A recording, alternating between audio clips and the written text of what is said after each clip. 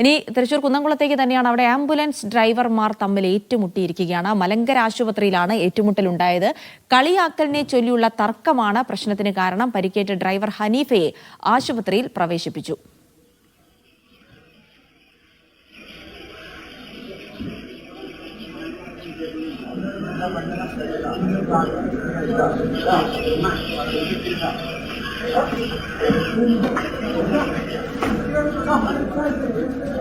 നടരാജ് പരശുരാം വിവരങ്ങൾ നൽകും. നടരാജ്, എന്തിനാണ് ഈ തല്ലുണ്ടായത്? ഇവർ തമ്മിൽ നേരത്തെയും അഭിപ്രായ വ്യത്യാസം ഉണ്ടായിരുന്നു എന്നാണ് അറിയാൻ കഴിയുന്നത്. കുടുംബത്തെ ചൊല്ലി ചെറിയൊരു കളിയാക്കൽ കഴിഞ്ഞ ദിവസം നടന്നുവെന്നും അതിനെ തുടർന്നാണ് ഇരുവരും തമ്മിൽ സംഘർഷത്തിൽ ഏർപ്പെട്ടതെന്നാണ് അറിയുന്നത്. പാലപ്പെട്ടി അൽഫാസ ആംബുലൻസ് ഡ്രൈവർ അണ്ടത്തോട് വീട്ടിൽ ഹനീഫയ്ക്കാണ് പരിക്കേറ്റത്. Andathode Mustafa charitable trust ambulance driver നിസാറാണ് ആക്രമിച്ചത് എന്നാണ് ഹനീഫയുടെ ആരോപണം. കുന്നംകുളം മലങ്കര ആശുപത്രിയിൽ വെച്ച് ഇന്നലെ രാത്രിയോടുകൂടിയാണ് സംഘർഷമുണ്ടായത്.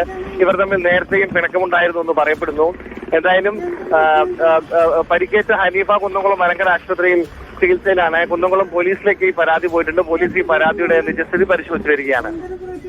ശരി, നടരാജാണ് വിവരങ്ങൾ നൽകിയത്.